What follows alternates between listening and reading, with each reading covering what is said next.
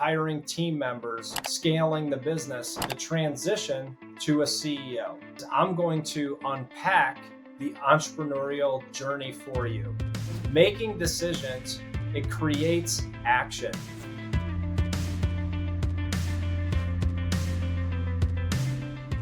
Hey everybody, I want to thank you for joining me again on this week's episode of the House of Bricks podcast. If you've been following us for a while, we've had some incredible guests on our show with amazing stories, challenges that they've overcome in life. But one thing I want to tell you is the situations that you're going through right now in your business, in your personal life, those situations are real to you. So maybe you haven't won a Super Bowl, maybe you didn't grow up homeless, but whatever situation you're going through, the things that we talk about on this show, they're very applicable to where you are in life.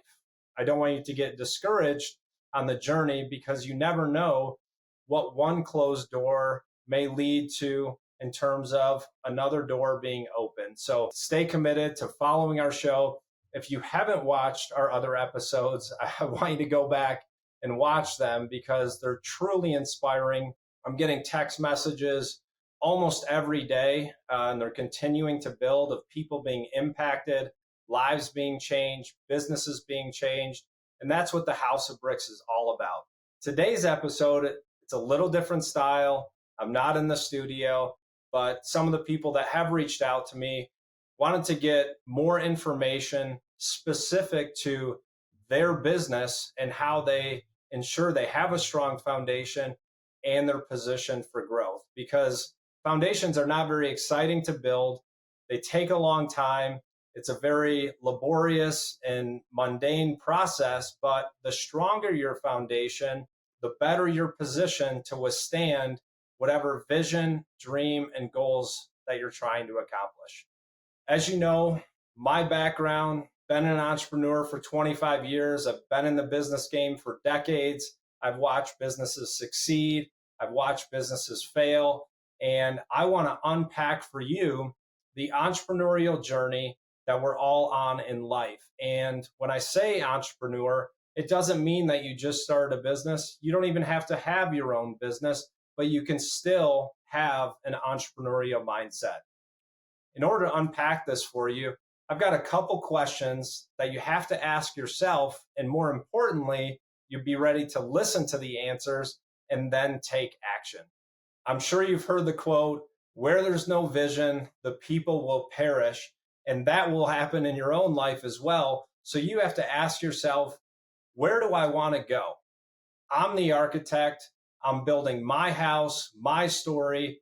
Where do I want to end up? And then paint a very clear picture where you want to be. And I typically will work backwards and figure out how to get there. So if I'm trying to build a business that has an enterprise value, 50, 100 million, I'll write that on a whiteboard and then work backwards from that $100 million goal and figure out very clearly what it's going to take to get there. How much capital am I going to need?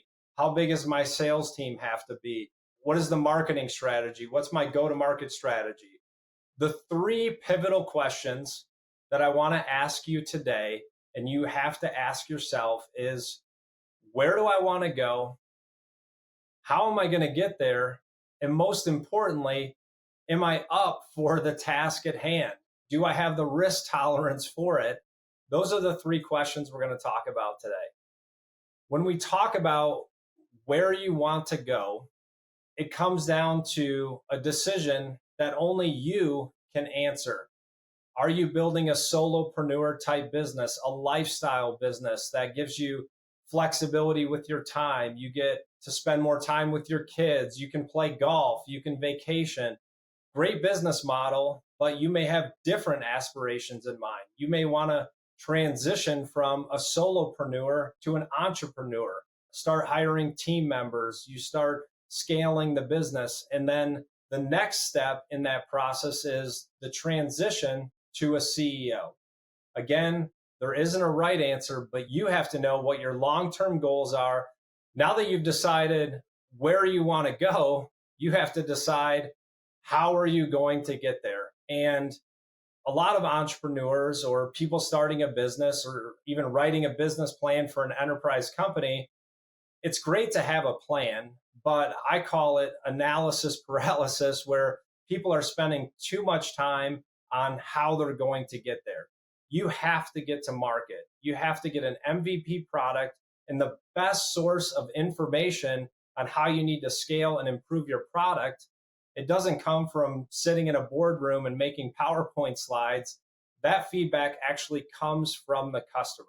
One of the tools I've always used is getting a minimum viable product to market, get the feedback from the clients, and get their buy-in on the improvements and features that you want to make. The last piece I want to talk about, and probably the most difficult question for you to answer, is, can I actually do this? And before you answer that question, I want to remind you that your feelings are not facts. So you have to be in a good place personally, a good place in your relationships. Then you decide, am I actually able to do what I want to do? Do I have enough capital?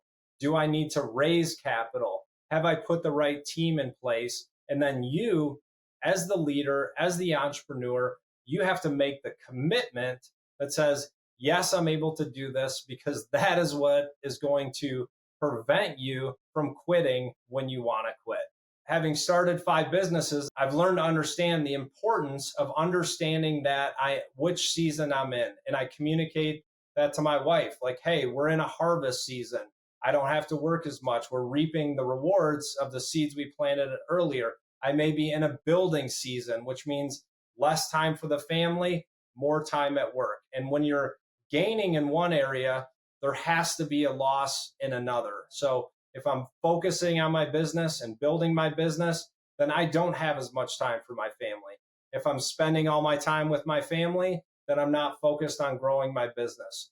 There isn't a right answer, but it's understanding where you are, what season you're in, and what tools you're going to need to be successful. The second is establishing that cornerstone. What are my personal goals? What do I want for the business? And how do they fit together? So crafting a legacy and thinking generationally, it requires sacrifice now for rewards later on. The third piece, again, is the compass. Where am I going? How am I going to get there? And what directions do I need to follow to make that happen? And that comes through proper planning. But once you have the plan, execute on it, continue to refine it, and that's what's going to help you achieve your goals. Here's what I want you to remember. You need to lay the proper groundwork. Am I in a good spot personally? Is my family aware of the sacrifice that it's going to take to build this business? Wherever there's gain in one area, you're going to sacrifice a loss in another. And there isn't a right answer to how much time am I going to spend in my business? How much time do I need to spend with my family? But you have to understand the give and take that's involved in that decision-making process. Sustainability and execution. These are the dual engines that are going to drive the success of your business. Determining, are you a first market mover? Do you have a competitive advantage? Do you have patents? What is the sustainability of the business?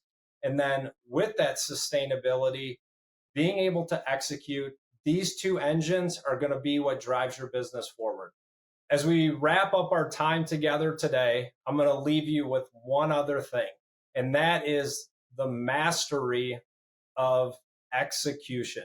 You can have the best business plan in the world. You could spend years writing it, developing, getting insight from other people, coaches, advisors, other business leaders. But the best strategy in the world is absolutely worthless without the ability to execute. The piece of advice that I want to leave you with is execution comes down to the ability to make decisions. And pay attention to what I'm saying. It's not the ability to make the right decision. Of course, if you made the right decision all the time, and if I knew how to make the right decision all the time, I wouldn't be spending my time doing podcasts. But making decisions, it creates action.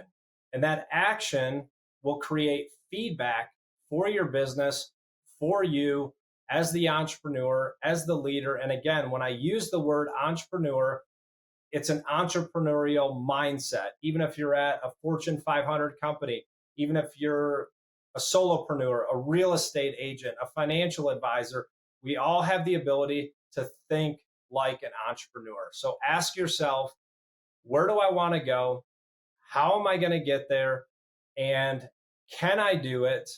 What is my strategy to make this business a success?